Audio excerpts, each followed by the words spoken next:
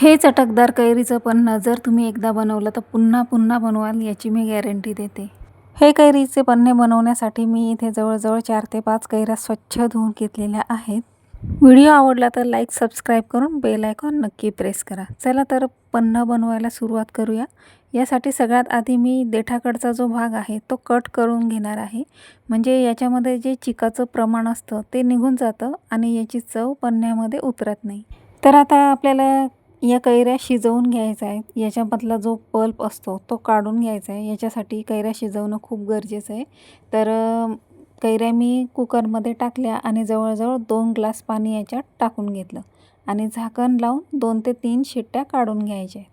झटपट अगदी 5 मिनिटात इथे आपल्या कैऱ्या शिजून तयार झालेल्या आहेत. 3 शिट्ट्या झालेल्या आहेत. गॅसची फ्लेम मी आता बंद करते आणि झाकण काढून पाहूया. कैऱ्या खूप छान शिजलेल्या आहेत. आता या मी एका बाउलमध्ये ट्रान्सफर करून घेते.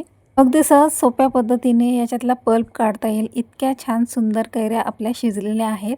आता एका चमच्याच्या साहाय्याने याच्यातला जो पल्प असतो तो आपल्याला काढून घ्यायचा. कैरीची सालं तर पटकन मोकळी झाली आहेत, पण गर जो असतो तो बियांना जास्त लागलेला असतो. त्याच्यामुळे या व्यवस्थित सगळा गर काढून घ्यायचा आहे. याला गोड चव येण्यासाठी मी इथे गुळाचा वापर केलेला आहे. तुम्हाला हवं तर तुम्ही साखरेचा सुद्धा वापर करू शकता. पुदिना सरबत, जिरा मसाला याची रेसिपी मी तुमच्यासोबत शेअर केली आहे. डिस्क्रिप्शनमध्ये मी याची लिंक तुम्हाला नक्की देईल, जाऊन नक्की चेक करा. आता सर्व पल्प माझा इथे काढून तयार आहे. एका स्मॅशरने मी हा व्यवस्थित मॅश करून घेतला आहे. आता याच्यामध्ये मी टाकून घेणार आहे 1 हिरवी मिरची, 2 छोटे अद्रकचे तुकडे, 1 चमचा काळे मीठ, 1 चमचा इलायची पावडर आणि 1 चमचा जिरा पावडर. आता हा सर्व पल्प मिक्सरच्या भांड्यात टाकून घ्यायचा आणि 2 ते 3 मिनटं फिरवून घ्यायचा. म्हणजे याची एक बारीक पेस्ट तयार करून घ्यायची. आपल्या मराठमोळी A1 स्वप्नाज किचनच्या रेसिपीज जर तुम्हाला आवडत असतील तर तुम्ही या व्हॉट्सअप, इंस्टाग्राम किंवा फेसबुकवर शेअर करू शकता. आता मिक्सरवर मी याची बारीक पेस्ट करून घेणार आहे. अगदी पल्स मोडवर 2 ते 3 वेळा फिरवून घ्यायचं. पटकन बारीक होतं. छान स्मूथ अशी पेस्ट इथे आपली तयार झालेली आहे. आता हे आपल्याला शिजवून घ्यायचं आहे. यासाठी मी गॅसवर ठेवली आहे कढई आणि जवळजवळ 1 वाटीच्या प्रमाणात बारीक केलेला गूळ मी इथे घेतला आहे. सगळ्यात आधी आपल्याला गूळ शिजवून घ्यायचा आहे. आपण जे कैरी शिजवले होते त्याच्यातले पाणी उरले होते, त्यातलेच पाणी मी इथे टाकून घेतलेले आहे. 1 वाटीच्या प्रमाणात गूळ घेतला आहे. त्याच्यात अर्धी वाटी पाणी टाकून गूळ छान व्यवस्थित मिक्स करून शिजवून घ्यायचा. आता गुळाला छान उकळी आलेली आहे.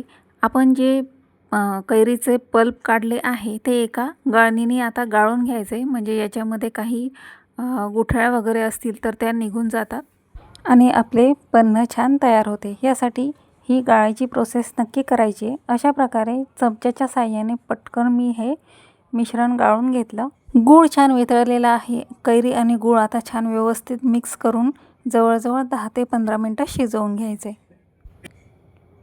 हे बघा, अशा प्रकारचा जो चोथा असतो तो गाळणीने गाळल्यामुळे तो बाजूला निघून जातो. आता यामध्ये मी टाकणार आहे अगदी पाव चमचा लाल मिरची पावडर. याच्याने आपल्या पन्ह्याला छान तिखट, गोड, आंबट अशी चटपटीत चव येईल.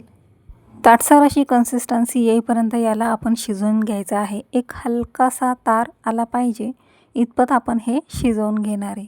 आता याच्यामध्ये लाल मिरची मी टाकून घेतली, व्यवस्थित सर्व मिक्स करून घेते आणि आणखीन 5 मिनटं हे मी शिजवून घेणार आहे.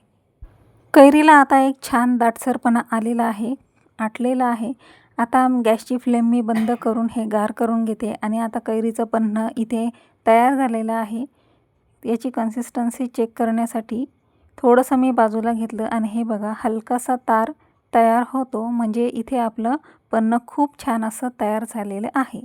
आता हे कैरीचं पन्हं सर्व कसं करायचं ते आपण पाहूया.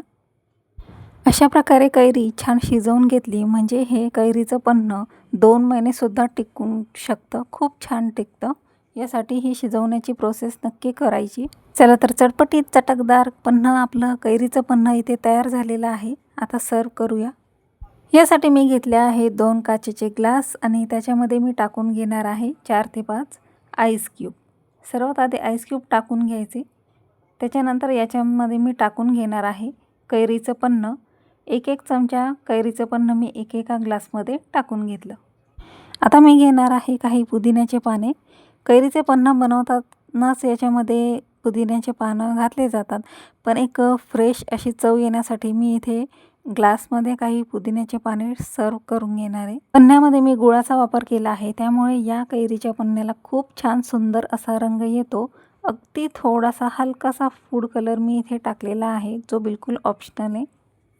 नको असेल तर तुम्ही स्किप करू शकता, पण थोडासा हलकासा कलर जर याच्यात टाकला तर रंग खूप सुंदर दिसतो.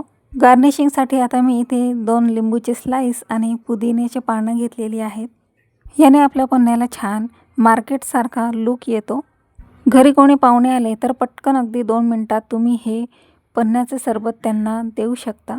आणि मी सांगितले या पद्धतीने जर तुम्ही कैरीचे पन्हे बनवले तर सगळे तुमचे खूप कौतुक करतील. इतकं छान हे कैरीचं पन्हं पटकन तयार होतं.